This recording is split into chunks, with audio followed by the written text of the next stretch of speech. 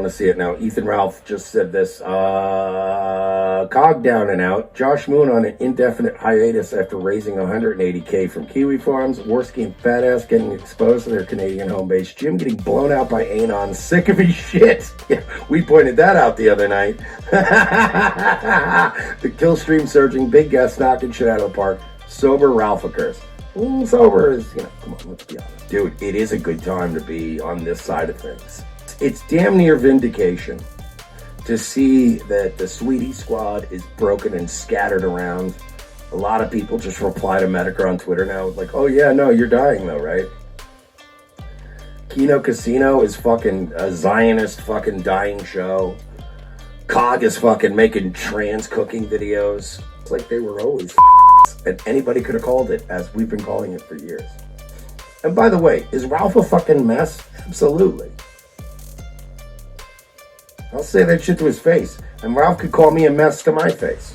I won't take it as an insult, and he shouldn't take it as an insult either. The point is, when you have the entire, when you have every huge, so-called, big fucking influencer and creator coming out of you, when it becomes fashionable to just shit on you for no fucking reason, and it becomes a thing, and watching all the weak ones that just rolled with the wind, went in whatever direction, meant that they get the most super chats. Not being dragged into this fashionable, again, Cog's a guy that was making bank at one point.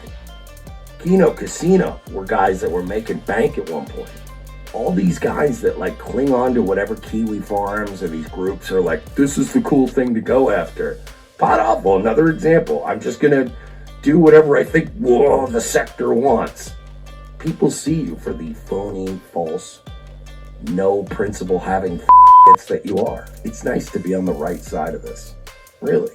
And by the way, Metokur, all due respect, when are you gonna die? I want a date. Can we get a date, please? Look, I'll put it this way. My mom had cancer, and it was actually I'll put it this way. When my mom had cancer, she was diagnosed with cancer.